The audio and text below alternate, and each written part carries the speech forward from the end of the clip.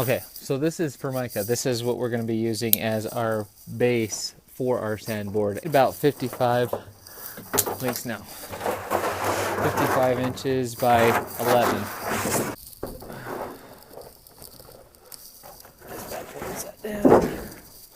So, trying to find my straightest edge. I'm going to try to find my straightest edge and go from there. Okay, so 55. There.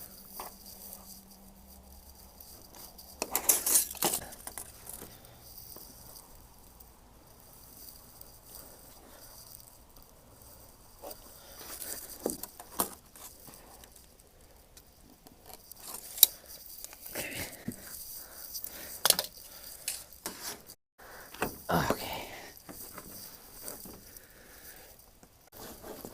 Want to score it a couple times. Just to make sure that you get a good clean cut. And now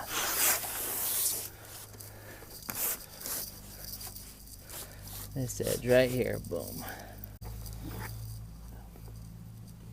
No woofing it, Lynx dog. No woofing it. Alright, scored it a few times. Probably not. Oop. There you go.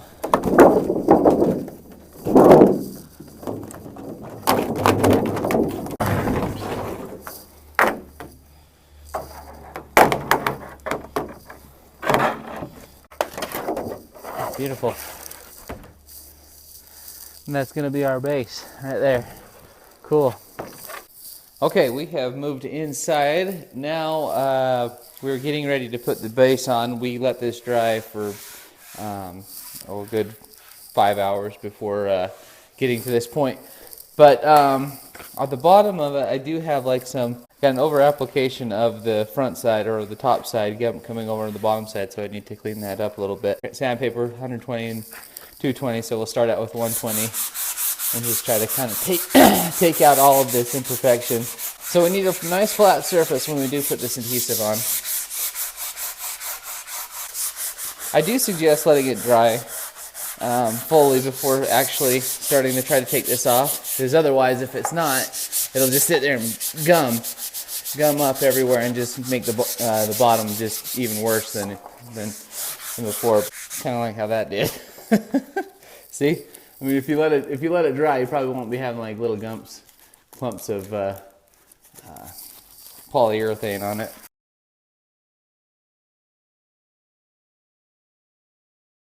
All the sand particles I want to make sure I have cleaned off. When I do apply the adhesive, the contact cement, really, as long as I can get that contact cement to have a place to contact.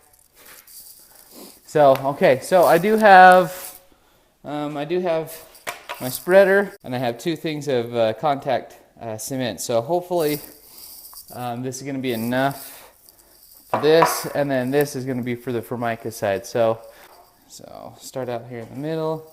Ooh, and another thing with this stuff, probably want to make sure that we have some ventilation. So I'm going to go ahead and open the doors real quick. Because it is some strong stuff. It's the good stuff. So just kind of spread that around. And it may be even a better idea to get a roller. I just wanted to make sure that I had this enough spread out here.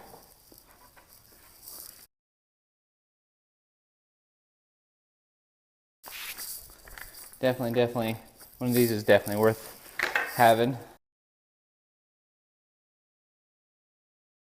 But spread it until it's pretty even. Probably want more of a thin layer than anything. And I laid it on pretty thick, so a thin layer is really what you need. Spread it, make sure it gets everywhere. Make sure you get everywhere. And that's what you wanted to do. You want to wait for about 15 minutes, let it tack up on both sides. And then once they are tacky to the touch is when they are ready. We'll let that get tacky. I did just notice too that I am getting some of this adhesive inside the mounting brackets. So I'm getting some of this into those T-nuts, and I need to get that removed real quick. I'll be right back. I'm going to have some of this tacky crap going on in here, so I want to make sure that I get those threads. Make sure those threads are clean. Didn't quite think about it. Took those out beforehand. Okay, so I'm not sure. The camera died on me and decided to want to do his own thing, so I'm not sure if you got this. But I did get the Formica. Got a coat of the contact cement on top of it. So I'm letting that tack up. It takes about 15 minutes for it to tack up both sides, and then once they are tacked up, I will connect the two.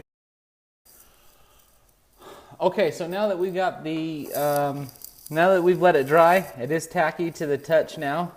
Get rid of any impurities. But anyways, it is tacky to the touch, so it's ready to be put together. So what I've done is, I've got some of this PEX piping that I have been able to cut out, and it's what it's going to use. Well, what we're going to use it for is to help guide our line down into. So once this stuff is on, it is on, and it is not moving. So just want to make sure that I have enough on both sides, and just going to place it right over it like that, and just make sure that I'm covering my tip here. Tip on both sides. Looks like I got plenty of room on this side, so I'm just going to shift it this way a little bit. There we go. Okay, so what I'm going to do first is I want to start in the middle, and I want to work my way outward. So I'm just going to go ahead and start working my way outward. So I'll take this guy out. Get that a little bit of a, and then tack it once I get onto my edge there. I'm on my edge there. So move this down further.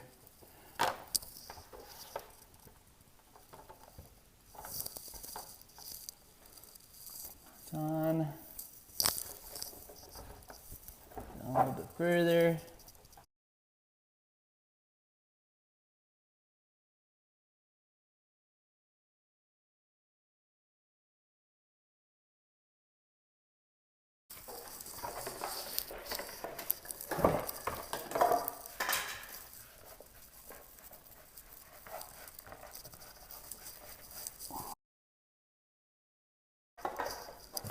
So if you notice, when I put it on here, it's right on the edge over on this side, but not on this side. I do have an overlap on this side. Make it easier in the long run. And this way, all I have to do is like file this side down instead of cutting anything.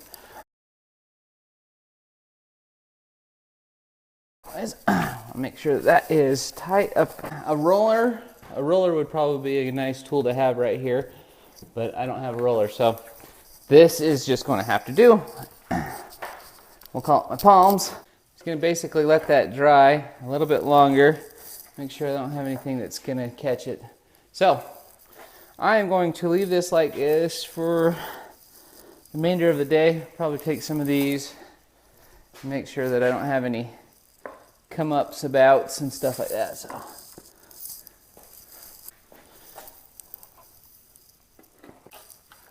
yeah, again, I'm just going to hold it so it doesn't come up on you. It's highly unlikely that it will come up because of this, the tackiness of this stuff, but it's better to be safe than sorry. Okay, so okay, there you go. There's the base, and what we need to do, let it dry up, and then once it's dry, come back home, cut the excess off. Pretty cool. Pretty cool, pretty cool, pretty cool. Okay, so now that we have everything here, we'll take off our clamps and set those aside for right now. The right tool to be cutting this is probably going to be like a router, but I do not have a router, so I'm hoping that this is the next best thing. I know I do have a reciprocal, but I just feel like it could gum up my edges. on the side. And probably a good idea to put some painter's tape along the side so it would help from, you know, reducing some chipping and everything like that. So yeah, so I picked this just because it's able to follow an edge the whole way down. And it felt like it was going to be the easiest tool for the job. So we'll see. Not sure how to do this. Think so, where'd you go? Maybe this, yeah, I don't know. We'll see.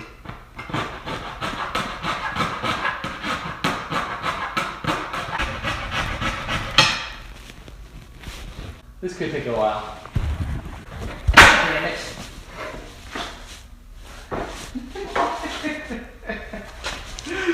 Oh my God. I don't have the right tool for this job. I'm gonna have to buckle down and go buy a router.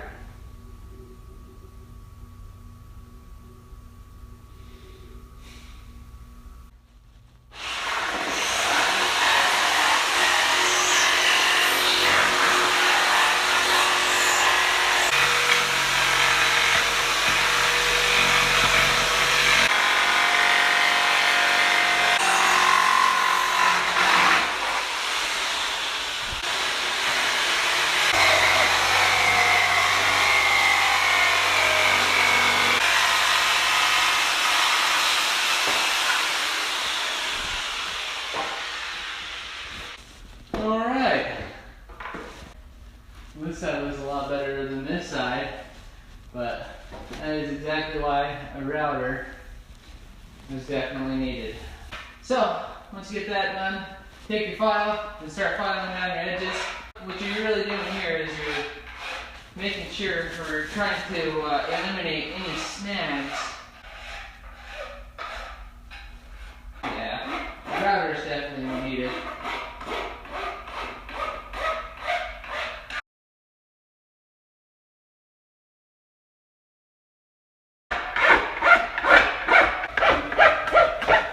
Okay, well, here it is. Here's our sandboard.